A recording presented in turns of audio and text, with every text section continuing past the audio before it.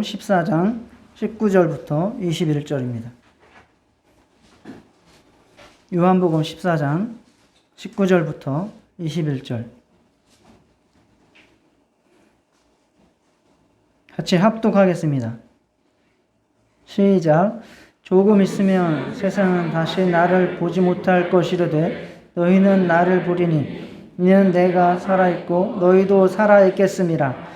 그날에는 내가 아버지 안에 너희가 내 안에 내가 너희 안에 있는 것을 너희가 알리라.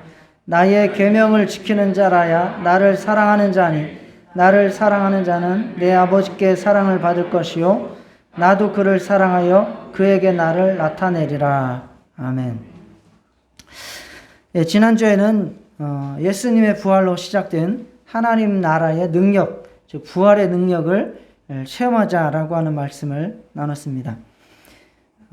우리가 천국은 나중에 우리가 죽은 이후에 혹은 예수님의 재림 후에 경험하게 될 것이지만 이미 부활로부터 천국은 또 시작되었습니다. 그러므로 그 부활의 능력이 여러분의 영혼과 육체와 삶에 나타나시기를 축복합니다.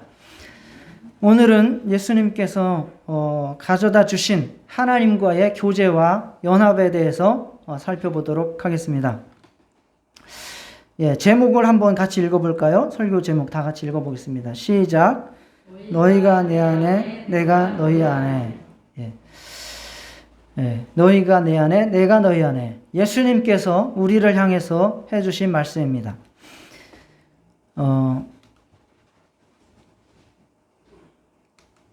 오늘은 성전을 중심으로 하나님과 교제를 나눈 모습을 살펴보고 또 그것을 완성하신 예수님을 중심으로 하나님과 교제를 나누는 우리의 영적 상태를 살펴보고 또 성령으로 말미암아 교회를 성전 삼으셔서 교회를 통해서 이루시는 하나님과의 교제에 대해서 살펴보도록 하겠습니다. 우선 하나님께서는 사람과 함께 하시기를 원하셨습니다. 동거하고 동역하기를 원하셨습니다. 그래서 처음으로 함께하는 동산으로 만든 동산이 무슨 동산이죠? 에덴 동산을 만졌습니다. 에덴 동산에서 우리는 하나님과 함께 거닐었습니다. 아주 우정을 돈독히 하고 함께 했습니다. 그 하나님의 자애로운 임재, 그것이 아담, 즉 우리에게 아주 행복하고 궁극적인 우리의 의미가 되었습니다. 그러나 죄 때문에 하나님의 임재에서 추방되었고 동산 입구는 천사들 그리고 불칼로 막혀지게 되었습니다. 개역 성경에는 화염검이라고 나오죠. 불칼로 막혀졌습니다. 그 이후로 사람은 결국 칼을 통과하지 않고는 하나님의 임재 가운데 들어갈 수 없게 된 것입니다. 하나님을 떠나보낸 사람들은 그 초라한 다른 대형품들을 가지고 아쉬움을 달리려고 했지만 그러나 그것들이 우리 마음에 안식과 만족을 주지 못하고 있습니다. 어거스틴이라고 하는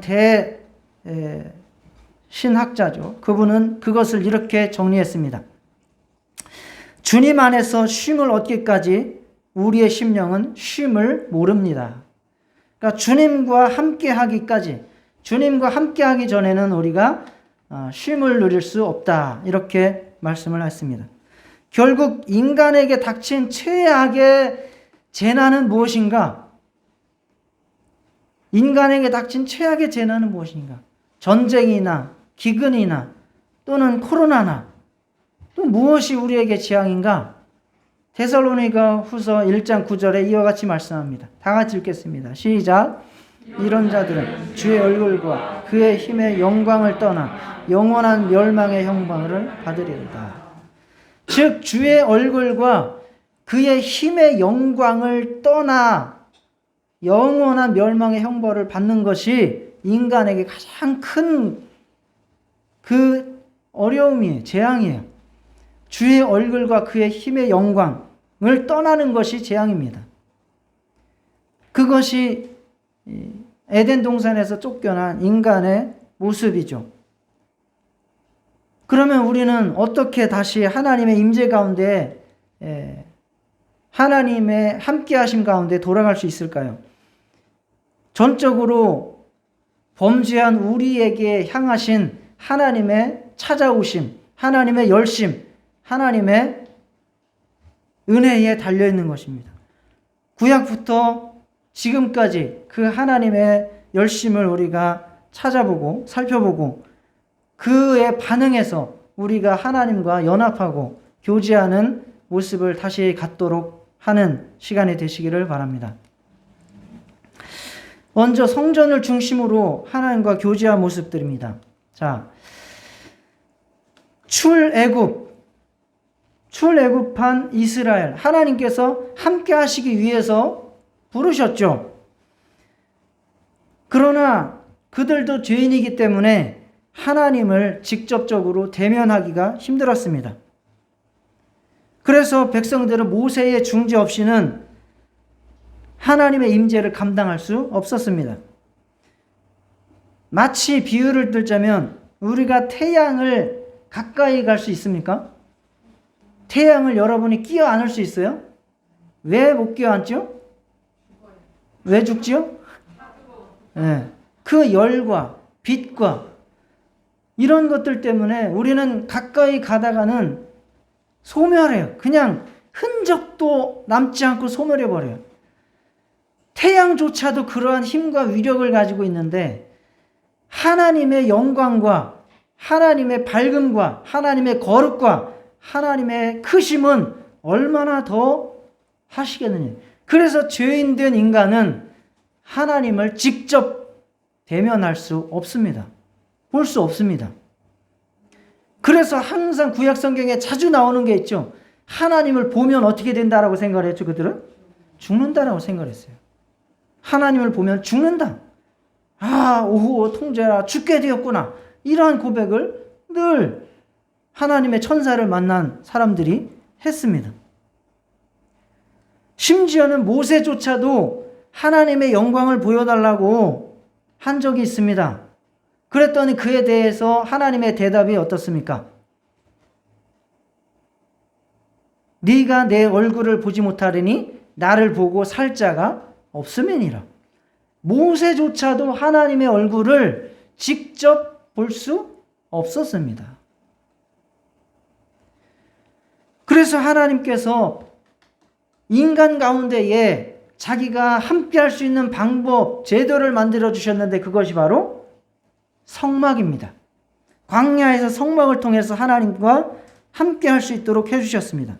이 성막은 에덴 동산을 형상화한 모양입니다. 둘 다 입구가 어느 쪽에 있죠? 동쪽에 있습니다. 그리고 그 입구에는 천사가 지키고 있도록 그렇게 만들었습니다. 그리고 그 성소 안에 벽과 기둥과 기구와 휘장들에는 여러 가지 모양을 넣었는데 종려나무나 사자, 그리고 석류, 동물, 꽃 이런 것들을 새겨 넣었어요. 이것이 바로 에덴 동산을 그렇게 형상화시켜서 만들어 놓은 것입니다. 성막은 하나님의 지상 거주가 시작되는 출발점이었습니다. 지상 거주의 회복의 시작이 바로 이 성막이었습니다. 성막 중에서도 특히 하나님께서 거하시는 방이 있었는데 그 방 이름이 무엇입니까? 지성소죠. 지성소는 이것 안에 요 반이 아니라 3분의 1, 이 3분의 1을 자르면 그게 정사각형 모양이 되도록 이제 칸이 나눠지는데 그게 바로 지성소입니다. 그래서 거기에 하나님의 이름을 두시겠다고 하셨고 내가 거기에 거하겠다라고 말씀을 하셨고 거기에서 내가 너와 만나겠다라고 말씀을 하신 곳입니다. 출애굽기 25장 22절에 거기서 내가 너와 만나고 속죄소 위 곧 증거계 위에 있는 두 그룹 사이에서 내가 이스라엘 자손을 위하여 내게 명령할 모든 일을 내게 이루리라. 신명기 12장 5절 오직 너희의 하나님 여호와께서 자기의 이름을 두시려고 너희 모든 지파 중에서 택하신 그곳. 그래서 그 지성소에 하나님의 이름을 두시고 이스라엘과 동행 함께 하신 겁니다. 그 지성소는 그 성소와 구별되는데 그 지성소와 성소 사이에는 두꺼운 휘장으로 분리를 해놨습니다. 지성소에는 아무도 들어갈 수 없었고 대제사장만 1년에 1차, 그것도 굉장히 까다로운 절차, 향을 피우고 피를 바르고 발목에다가 끈을 달고 그렇게 조심스럽게 들어갔던 곳, 바로 지성소입니다. 지성소 안에는 10계명을 적은 돌판이 들어있고 그리고 그 언약궤 위에는 두 천사가 이렇게 양쪽에서 팔을 벌리고 감싸 안고 있는 모양이 있고 그 사이에 이제 순금판이 있습니다. 순금판으로 그 상자를 덮어 놓았는데 그 공간, 순금판 위에가 바로 시은좌 또는 속죄소라고 하는 곳입니다. 거기에 피를 뿌려서 1년 동안 백성들이 지은 모든 죄를 사함받는 행위를 하고 또 하나님의 축복을 받아서 선포하는 일들이 그 지성소에서 이루어졌습니다. 그것이 이제 40년간 광야 생활 동안 지속되다가 가나안 정착, 이게 이제 그 지성소 안에 있는 법궤, 언약궤의 모습이죠. 이어지다가 가나안에 정착 후에는 다윗이 성전을 지으려고 했습니다. 그러나 하나님께서는 너는 짓지 말아라. 내 백성과 영원히 함께 살 영원한 집을 다윗의 한 후손, 그를 통해서 내가 지을 것이다 라고 약속을 했습니다. 사무엘하 7장 12절 23절에 다윗의 씨 자손을 통해서 영원히 함께 살 집을 짓겠다 약속하셨어요. 그러면 솔로몬이 지었습니다. 그죠? 솔로몬이 성전을 지었으면 그 솔로몬 성전이 영원히 거했습니까? 무너졌습니다. 그러면 솔로몬도 하나님께서 약속하신 다윗의 영원한 씨가 아니라는 이야기입니다. 그 성전도 영원한 성전이 아니라는 이야기입니다. 결국 바벨론한테 다 망하고 그 이후에 돌아와서 재건을 했지만 그 재건한 스룹바벨 성전도 결국은 재구시를 하지 못했고 이전 영광보다 못했다고 너무 백성들이 슬퍼했을 뿐만 아니라 그것도 결국 무너지게 되었습니다. 그러면 그것도 영원한 성전, 하나님의 약속한 성전이 되지 못한 것입니다. 그러면 예언 속에 그 성전이 하나님의 약속하신 영원한 성전이 세워지려면 다윗의 자손, 다윗의 씨에서 메시아가 오셔야만 하는 것입니다. 그래서 예수님께서 오셨을 때 마태복음 1장 1절에 뭐라고 말씀했습니까? 아브라함과 다윗의 자손 예수 그리스도의 세계라. 그래서 다윗의 자손이라고 하는 것이 아주 중요하게 붙어 있는 겁니다. 예수님께서 그렇게 다윗의 자손으로 오셔서 하나님 나라를 선포하셨는데 그 모양을 사도 요한이 기록할 때에 요한복음 1장 14절에 뭐라고 말씀하냐면 말씀이 육신이 되어 우리 가운데 거하심에 우리가 그의 영광을 보니 아버지의 독생자의 영광이 은혜와 진리가 충만하더라. 그런데 여기서 거하심에라고 하는 단어는 스케노우로 성막을 치심에라고 하는 단어입니다. 똑같은 용어예요. 성막을 치셨다는 거예요. 사도 요한이 볼 때에 예수님이 이 땅에 오신 것이 무엇과 똑같으냐? 이 세상에 성전을 세우신 것과 똑같은 의미를 가지고 있다는 거예요. 성전에는 무엇이 있다? 지성소가 있죠. 지성소 안에 뭐를 두었다? 하나님의 말씀이 있고 하나님의 법이 있고 하나님의 이름이 있고 하나님의 존재 자체가 거기 거하신다 이거죠. 그래서 예수님께서 성전을 치셨기 때문에 성전이 되셨기 때문에 예수 안에 하나님의 이름이 있고 예수 안에 하나님의 영광이 있고 예수 안에 하나님의 존재가 거하신다. 그래서 본체, 하나님의 본체, 영광, 그것이 바로 예수를 통해서 드러나게 되었다라고 요한이 설명을 한 것입니다. 예수님께서도 똑같이 말씀을 하셨습니다. 어느 날 제자들과 함께 길을 가다가 성전을 보게 되었는데 예수님께서는 그 제자 중에 어떤 자가 이렇게 말했죠. 이 성전 헤롯이 지금 짓고 있는데 46년 동안 짓고 있다고, 아주 훌륭하다고 그렇게 얘기를 했더니 예수님께서 뭐라고 하셨는가? 너희가 이 성전을 헐라 내가 사흘 동안에 일으키리라. 예수님이 목수죠. 예? 직업이 목수였죠. 근데 그 목수라는 거는 지금의 목수보다 훨씬 더 범위가 넓어요. 나무만 다루는 것이 아니고 돌도 떠다가 다듬고 하는 그 포함되는 거예요. 다 그 당시의 목수는. 굉장히 힘든 직업이었어요. 그러니 실력이 있었나 보죠. 사흘 동안에 그 성전을 짓는다고 하게. 그 말이에요? 그러면은 무슨 말씀입니까? 예수님이 사흘 만에 어떻게 되셨어요? 죽었다가 부활하셨죠. 그래서 그를 통해서 모든 인류가 하나님 앞에 나아갈 수 있게 만들겠다. 하나님과 교제할 수 있게 만들겠다. 라고 한 말씀이 바로 이 말씀입니다. 이 말씀을 제자들도 그 당시에 깨닫지를 못하다가 언제야 비로소 깨달았다고 합니까? 예수님이 부활하신 이후에야 깨달았다라고 고백을 하고 있습니다. 더더욱이 예수님께서 십자가에서 돌아가시는 그 순간에 어떤 일이 벌어졌는가? 바로 헤롯이 아주 엄청난 정성과 정치력을 발휘해서 지었던 그 지성소와 성소를 가로막고 있는 두꺼운 휘장이 예수님께서 돌아가시는 그 순간 위로부터 아래로 찢어져 버렸다. 이것이 무슨 의미입니까?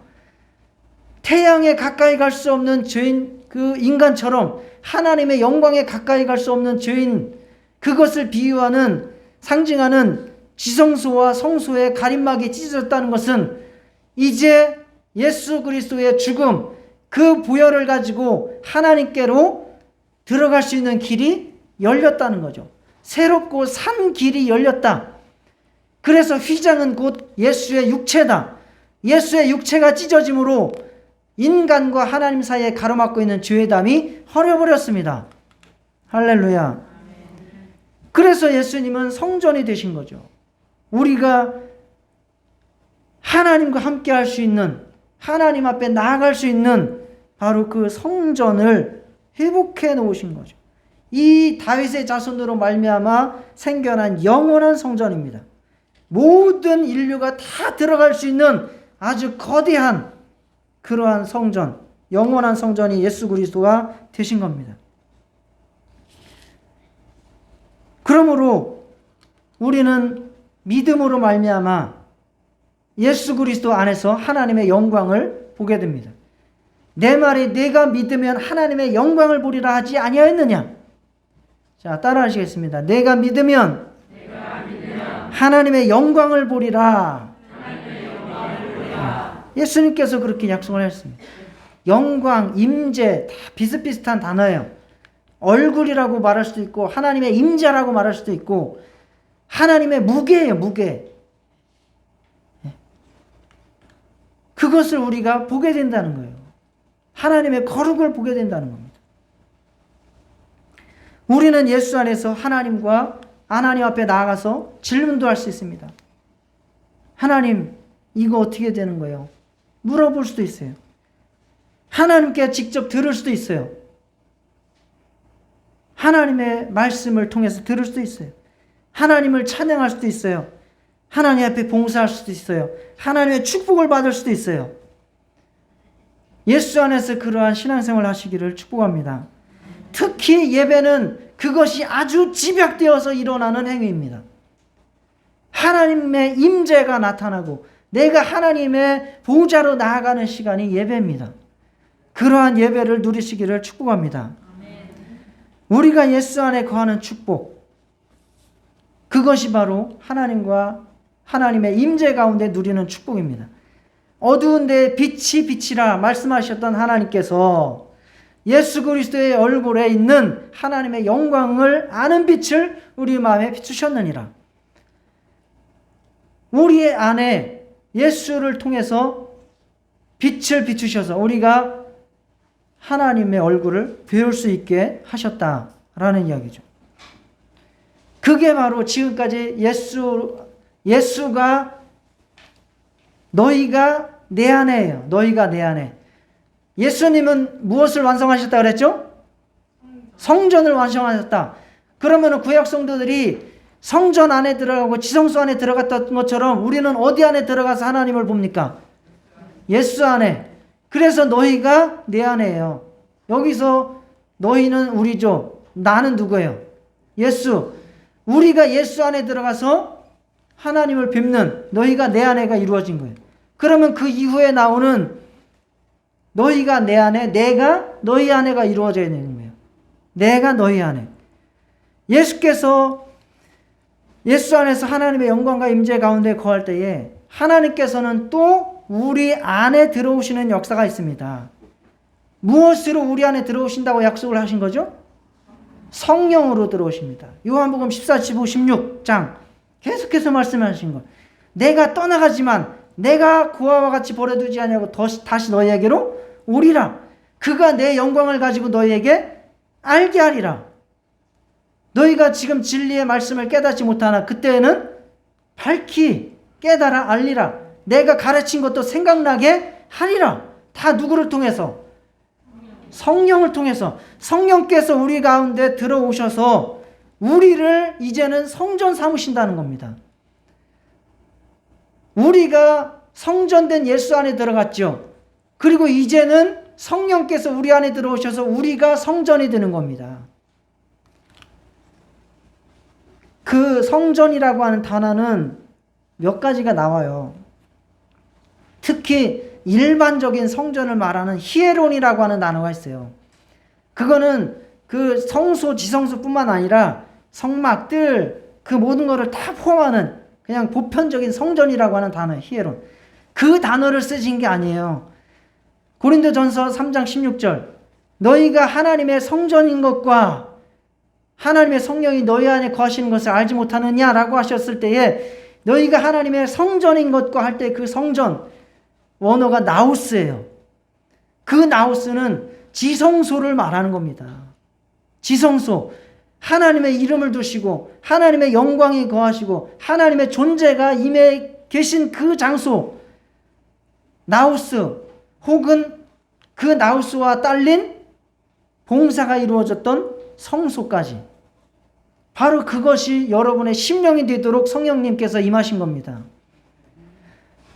에베소서 2장 21절에도 주 안에서 성전이 되어가고 우리가 교회가 예수 그리스도를 모퉁이 돌로 삼고 우리 교회가 성전을 이루어 간다는 겁니다.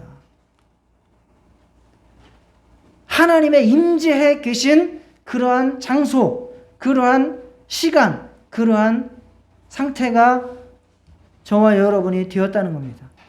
그래서 너희가 내 안에, 그 다음에는 내가 너희 안에. 예수께서 우리 안에 들어오셔서 내가 너희 안에.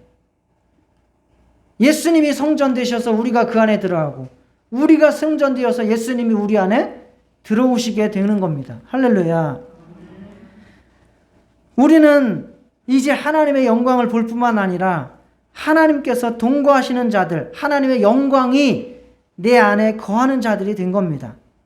하나님의 임재 가운데서 하나님 아버지 앞에 나아가서 예배를 할 뿐만 아니라 그리스도의 동역자들로서 그분의 일에 동참하여서 하나님의 영광과 능력을 세상에 드러내는 자들이 된 것입니다. 베드로전서 2장 5절 너희도 산돌같이 신령한 집으로 세워지고 우리가 신령한 집으로 세워지는 겁니다. 누구를 모신? 예수 그리스도 하나님을 모신 신령한 집으로 세워지고, 예수 그리스도로 말미암아 하나님이 기쁘게 받으실 신령한 제사를 드릴 거룩한 제사장이 될지니라.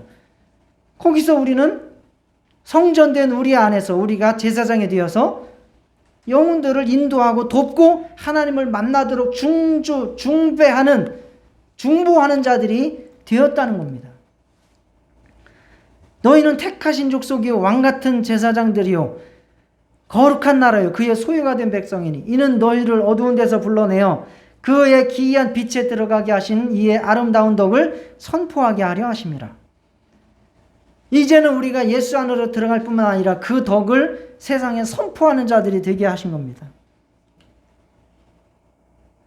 우리 교회가 성전됨을 이루어 하나님과의 친밀한 교제에 기쁨이 있고 자유롭고 감사한 헌신이 있는 성전이 될 수 있기를 축복합니다.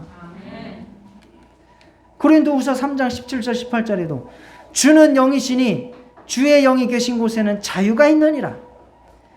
하나님과 함께하는 교제하는 기쁨과 하나님과 하나 된 자유가 있습니다. 정말 새벽에 일어나서 하나님을 생각합니다. 하나님 아버지. 그러면 평안이 몰려옵니다. 어떤 때 번잡하게 생활을 하다가도 말씀이 딱 내게 들려지면, 읽혀지면 그 말씀을 통해서 내가 정말 평안을 누리고 하늘 소망을 누리고 하나님께서 나와 함께 하시는 그러한 기쁨을 누리는 겁니다. 내가 기도 가운데서 정말 하나님 앞에 모든 것을 다 털어놓고 하나님께서 나를 돌보시고 이끄시는 그러한 영광을 체험하는 겁니다. 때로는 정말 어려움에 빠졌을 때에 하나님의 영광이 나타나 내가 믿으면 하나님의 영광을 보리라 하지 아니했느냐 하시고 예수님이 죽은 나사로를 살리신 겁니다. 그것처럼 우리 가운데 하나님의 영광이 임해서 우리의 문제들을 하나님이 해결해 주시기도 하는 겁니다. 그래서 주는 영이시니 주의 영이 계신 곳에는 자유가 있느니라. 우리가 다 수건을 벗은 얼굴로 거울을 보는 것 같이 주의 영광을 보매 우리가 주의 영광을 이제 수건을 벗은 것 같이 그렇게 확실하게 보게 된다는 겁니다. 뿐만 아니라 그와 같은 형상으로 우리가 변화한다는 거예요. 그래서 영광에서 영광에 이르니 곧 주의 영으로 말미암음이니라. 자, 함께 고백하면서 해보겠습니다. 주의 영광을 보매 그와 같은 형상으로 변화하여 영광에서 영광에 이르니 곧 주의 영으로 말미암음이니라. 이해가 가시죠? 이 말씀이 바로 제가 지금까지 드린 말씀입니다. 주의 영광을 보고 우리가 또한 그 영광으로 우리가 예수님처럼 그 형상으로 변화해서 영광에서 영광으로 일어나는 예수의 영광에서 우리 안에서 그 영광에 이르고 곧 성령으로 주의 영으로 그렇게 말미암아서 이루어진다는 겁니다. 이것이 얼마나 놀라운 축복입니까? 정말 그 거룩하신 하나님과 그 능력의 하나님과 그 영원하신 하나님과 내가 교제하고 연합해서 살 수 있다는 것. 그것이 얼마나 놀라운 축복입니까? 그러나 잘못된 교리를 가르치는 그러한 사이비 이단들도 많이 있습니다. 그들은 한 사람만이 하나님과 교제할 수 있다라고 가르치는 거예요. 그 한 사람이 누구냐? 그게 교주가 되는 겁니다. 그래서 성경은 다 비밀로 되어 있다. 비유로 되어 있다. 그래서 그 비유를 풀 수 있는 성경의 봉인을 해할 수 있는 자격을 갖춘 사람 한 사람만을 세운다는 거예요. 영의 세계에서 그 사람을 들어 쓴다는 거예요. 신천지 같은 경우는 그 사람을 누구라고 보는 겁니까? 이만이라고 보는 겁니다.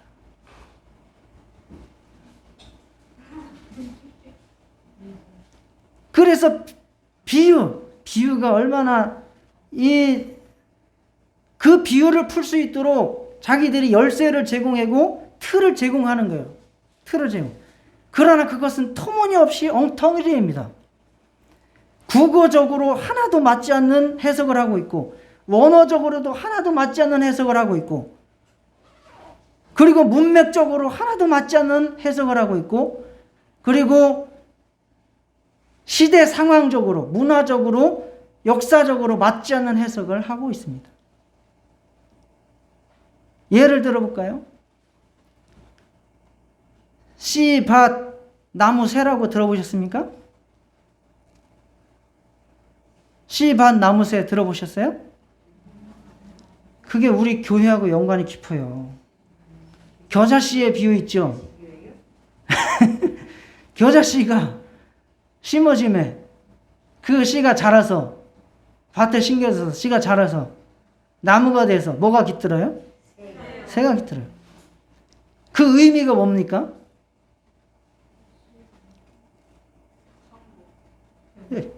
예, 천국이죠. 그 당시에는 가장 작은 씨앗을 뭐로 본 거예요? 겨자씨로 본 거예요. 여러분들 월급 받으면 월급을 뭐라고 표현해요? 쥐꼬리라고 그러죠. 아니면은 가장 작은 어떤 그 물건을 보면 뭐 같다 그래요? 아유, 깨알 같네 이러죠. 우리가 주로 그렇게 써요. 쥐꼬리 혹은 깨알 뭐 이렇게 쓰는 거를 그 당시에 그 나라에서는, 이스라엘에서는 뭐라고 쓴 거예요? 겨자씨를 그렇게 쓰는 거예요. 관용어처럼. 그런데 그게 핵심이죠. 겨자씨 같이 작은, 정말 작은, 예수님이 아무것도 아닌 보잘것없는 것처럼 오셨지만 그를 통해서 엄청난 영원한 천국을, 하늘나라가 될 것이다라는 것을 설명하신 거예요. 저와 여러분도 지금 보잘것없고 작지만 하나님의 은혜로 정말 그렇게 큰 나무가 되어서 이 세상에 아름다움을 선포할 것이다 말씀을 한 거죠. 그 문맥을 다 빼버려요. 그러면 어떻게 해석을 하냐? 겨자라는 거는 아예 씨는 뭐다? 하나님의 말씀이라는 거예요. 밭은 뭐다? 마음이다.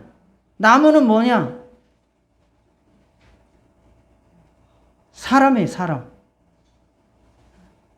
신천지인들, 변화된 사람. 그럼 새는 뭐예요? 이거 맞추면 신천지인인데. 새는 뭐예요? 예? 깨어오는 사람?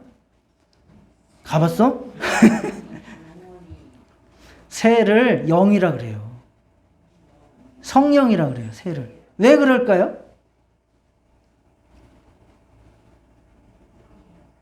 예수님이 침례받고 올라올 때 뭐가 임했어요? 성령이 임했죠? 뭐처럼 임했어요? 비둘기같이 임했다. 그래서 새가 임했다는 거예요. 새를 비유해서 영이라, 성령이라. 여기에서 엄청난 일들이 벌어집니다. 그래서 결국 신천지인들이 주장하는 게 뭔지 아세요? 결국은 뭐 믿느냐? 육체 영생을 믿는 겁니다. 육체 영생. 이만희가 육체 영생할 수 있다고 믿어요. 어떻게 육체 영생을 하느냐? 이만희에게는 재림 예수가 임한 거예요. 예수는 구원자로서 완전한 자가 못 돼요. 왜? 그 당시에 사람들이 성경을 몰라서 예수를 죽여버렸다는 거예요. 그래서 부활하셔서 내가 재림해서 오겠다라고 약속을 했다는 겁니다. 그래서 그 재림에서 온 사람이 누구예요? 그 재림 예수의 영이 누구에게 임한 거예요? 이만희한테 임한 거예요. 결국 이만희가 재림 예수예요. 재림 예수의 영이 임한 자예요. 그가 성경의 봉인을 풀 수 있는 유일한 사람이에요. 이 시대의 구원자예요. 그렇게 해석을 합니다. 그래서 그는 육체 영생. 그런데 그 사람 지금 영생하게 생겼어요? 죽게 생겼어요? 허리 디스크 수술하고 뭐 난리도 아니잖아요.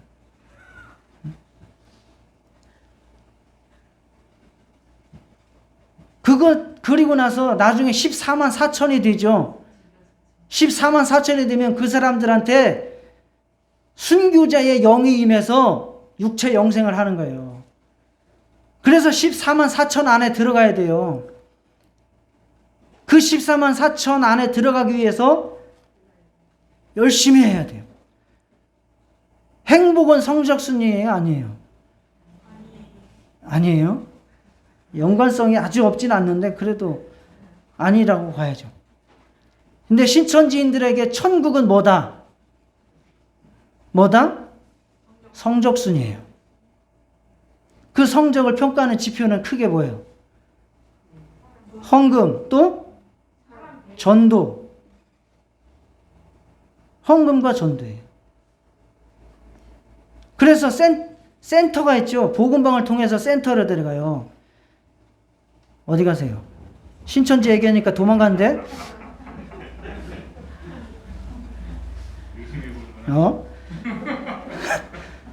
센터를 들어가요. 그 센터면 이게 학원 같은 거거든요. 공부를 해야 되니까 공간이 있어야 돼요.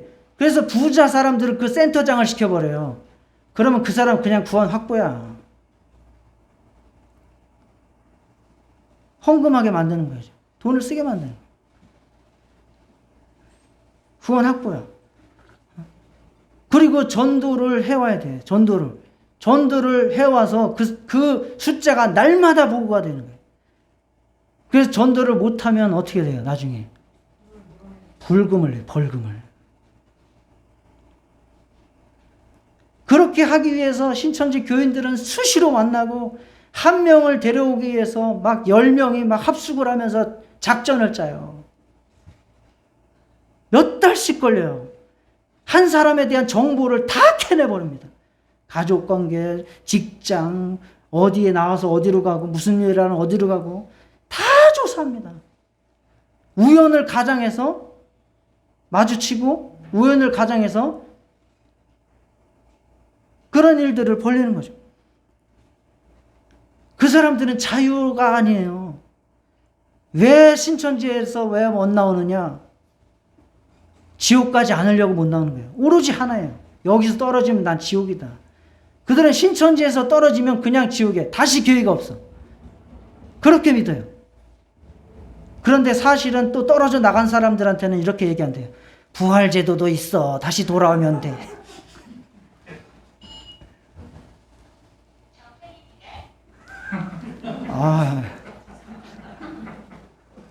그렇게 하고 있어요. 지옥 가지 않으려고. 결국은 두려움 가운데서 그렇게 죽으라고. 정상적인 직장 생활을 할 수 없어요. 학교 생활을 할 수 없어요. 너무 불쌍해요. 신천지인들. 두려워서. 왜 전도 못했다고 100만 원씩 벌금을 내야 됩니까? 왜? 사실인지 아닌지는 모르겠으나 그 벌금을 또 전도 제일 많이 했다고 또 이만희한테 몰아준다는 거예요. 또. 미쳤습니까?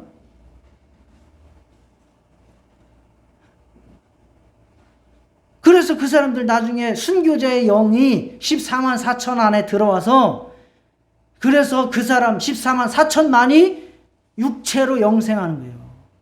14만 4천 안에 꼭 들어가야 됩니다. 그래서 그 사람들은 왕 같은 제사장이 되는 거예요. 이 세상을 통치해요.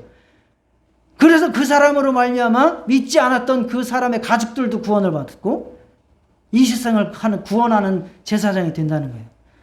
그래서 가족을 포기하더라도 신천지는 내가 붙어 있어야 돼. 왜? 내가 떨어지면 우리 가족도 다 지옥 가니까.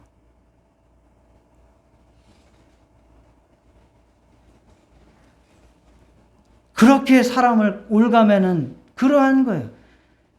그렇게 신앙생활 하지 말고 주의 영으로 자유하시기를 축원합니다. 하나님과 연합하고 하나님과 하나 되고 그 기쁨과 그 영원한 자유 속에서 하나님과 교제하는 자유, 감사한 헌신이 있기를 축원합니다.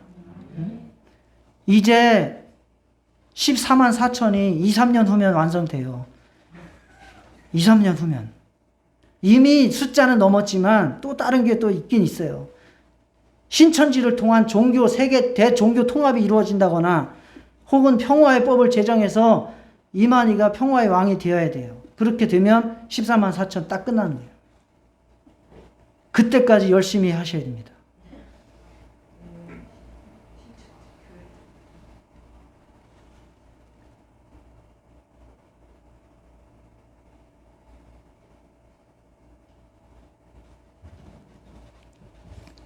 하나님과의 연합, 하나님과의 하나된 예수 안에서 하나님 앞에 나아가고 주의 영으로 말미암아 자유가 있는 정말 기쁨 가운데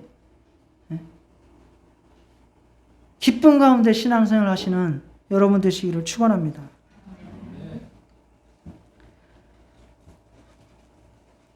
예수께서 이 땅에 오실 때에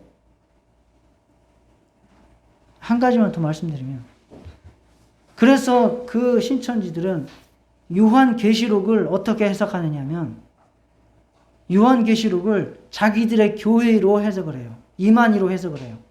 그렇게 하기 위해서 다 그런 암호화를 만들어버린 거예요. 기호화를 만들어버리는 거예요.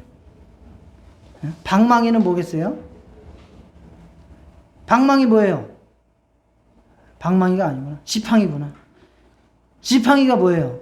신천지들이 지팡이 하면 딱 암호화 돼 있어요. 지팡이 하면 뭐다? 말씀이라는 거예요. 말씀. 왜? 예레미야 1장인가 2장에 보면 내 말이 방망이 같지 아니하냐, 내 말이 불 같지 아니하냐, 그렇게 얘기를 했거든요. 그래서 내 말이 방망이라고 했기 때문에 지팡이는 말씀이라는 거예요. 그러나 이것이 얼마나 무식하냐. 원어적으로 거기에 나오는 방망이는 해머예요. 해머, 망치라고요. 그런데 그걸 그냥 지팡이로 그냥 갖다 붙이는 거예요. 엄청나게 고등학교 국어만 제대로 배웠어도 절대로 속지 않을 그러한 걸 가지고 그렇게 사람들을 무식하게 만들어버려요. 딱 그렇게 등식화시켜서 기호화시켜서 결국 어디로 인도하냐? 요한계시록을 이만희로 풀게 만들어요. 신천지. 7교회가 무슨 교회 어딘지 아세요? 7교회는 여러분 어디로 알고 계세요?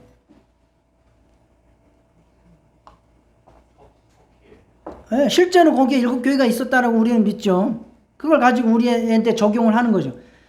신천지 교인들은 7교회가 과천에 세웠던, 이만희가 세웠던 그 장막성전이 7교회라고 가르쳐요.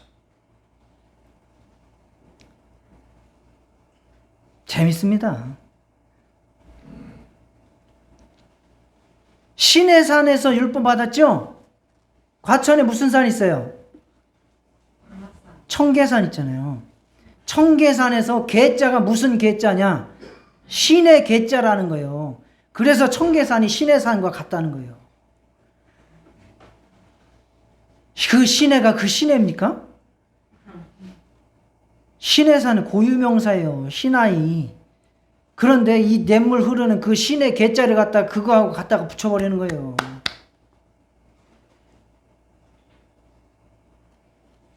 그런데 그렇게 등식화시켜버리면 빠져버린 거예요. 신천지들이 왜 신천지 교회를 나가냐? 말씀이 너무너무 좋다는 거예요. 아주 시원하다는 거예요. 그동안에 헷갈리고 어렵게 느껴졌는데 아주 말씀이 확 뚫려버린다는 거예요. 그렇게 하니까. 그래서 14만 4천 뭐 해가지고 결국은 그 신천지 교회와 기존 교회와 신천지 교회들 간의 싸움을 요한계시록으로 해석을 하는 겁니다. 우리는 다 뭐다? 바벨론이에요.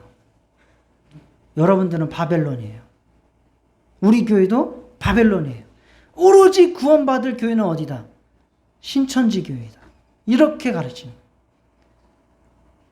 그래서 그들만이 천국 가고 그들만이 하나님의 은혜를 받고 그들만이 사랑받았기 때문에 선민의식이 쩔어요. 선민의식이 쩔어요. 그래서 그들은 포교를 할 때에 사기 포교를 해요. 이제 모략이라고 하죠. 모략. 그걸 사기 포교를 해요. 거짓말을 치는 것이 너무너무 당연해요. 아주 떳떳하게 거짓말을 쳐요. 양심에 하나도 가책을 안 느끼고 사기를 쳐요. 왜? 아예 그것을 교리에 그렇게 담아놨어요. 왜? 우리는 전쟁족이기 때문에 전쟁 중에는 상대를 이기기 위해서 뭘 해야 돼요? 속여야 돼요. 속여야 돼요. 그래서 우리는 영적 전쟁을 하기 위해서 거짓말을 해도 된다. 뱀처럼 지혜로워하라 그랬죠, 예수님이. 뱀처럼 지혜롭고 뭐처럼 순결하라? 비둘기처럼. 뱀처럼 지혜로워하라 해서 뱀이 에덴 동산에서 뱀이 속였죠. 그래서 괜찮다는 거예요. 속이라는 거예요. 모략 괜찮다는 거예요. 양심의 화인 맞아요. 그렇게 하다가 양심의 화인 맞아요. 이젠 거짓말을 해도 일말의 양심의 가책이 없어요. 그런 사람들이 지옥 간다고 예수님이 말씀하셨습니다. 양심의 화인 맞은 자들, 거짓말하는 자들, 요한계시록에 그런 자들이 지옥 간다고 말씀한 겁니다. 그들이 경영하는 것은 오로지 수치화해가지고 대기업에서 경영 전략식에서 하는 거하고 똑같이 해요. 목표 주고 달성시키고 못 시키면 벌금 물리고 심지어는 얼차려까지 줘요. 목표 달성을 못하면 매일매일. 그런데 그렇게 해가지고 엄청나게 성장합니다. 지금도 한 달에 2, 3천 명씩 떨어져 나가요. 그 신천지 교회로 들어가요. 수십 명 모이던 교회가 한 5, 6년만 있으면 2천 명 모여요. 특히 대학생들부터 20, 30, 40대까지. 엄청난 노력을 하는 거죠.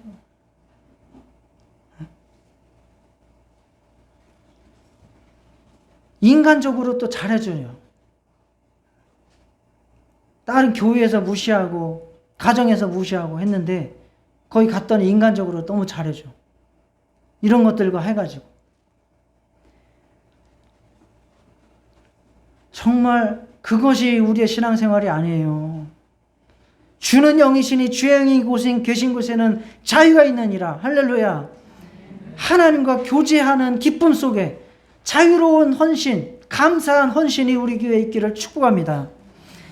예수님께서 이 땅에 다시 오실 때에 하나님의 성은 지성소가 된다고 말씀합니다. 그래서 장과 광과 고가 똑같다는 거예요. 가로, 세로, 높이가 다 똑같아요. 그 길이는 얼마요? 요한계시록 읽어봤죠? 얼마예요? 12,000 스타디온. 12,000 스타디온. 왜 장과 광과 고가 그렇게 똑같으냐? 지성소가 그렇게 딱 정육면체예요. 지성소가. 그때 예수님께서 이루실 예루살렘 성, 그 도성은 바로 지성소가 되는 겁니다. 성 안에서 내가 성전을 보지 못하였으니 이는 주 하나님 곧 전능하신 이와 및 어린 양이 그 성전이심이라. 하나님께서 그 성전 자체가 되어주시고 그 성은 해나 달의 비침이 쓸데없으니 이는 하나님의 영광이 비치고 어린 양이 그 등불이 되십니다. 우리는 나중에 그곳에 들어가서 직접 하나님의 영광 가운데 하나님의 얼굴을, 하나님의 임재하심을 체험하게 될 것입니다. 그러나 지금도 우리는 얼마든지 예수 그리스도께서 행하신 일을 기록해 주신 말씀을 통해서, 그리고 그 말씀을 따라 약속해서 오신 보혜사 성령을 통해서 누구나 하나님과 교제하고 누구나 하나님의 말씀을 읽고 해석하고 은혜 받을 수 있습니다. 성경을 이만희만 해석할 수 있는 게 아닙니다. 성경 저도 해석할 수 있고 여러분도 누구나 성령 안에서 복음 안에서 해석할 수 있습니다. 그 자유를 누리시기를 축원합니다. 왜 이만희만 성경을 해석합니까?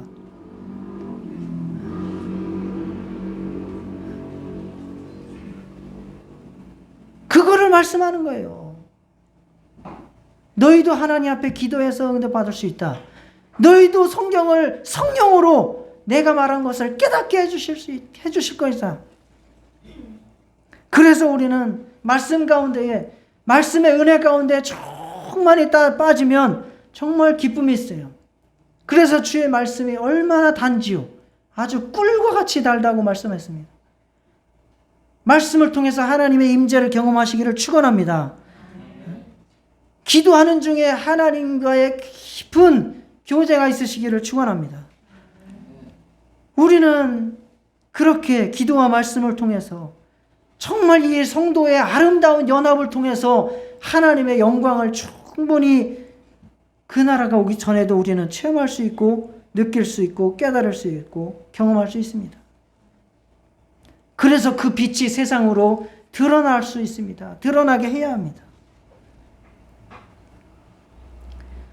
정말 저와 여러분 우리 모두가 그러한 하나님의 영광과 능력과 사랑이 충만한 성전의 삶을 사시기를 주의 이름으로 축원합니다. 시간 다 같이 기도하시겠습니다.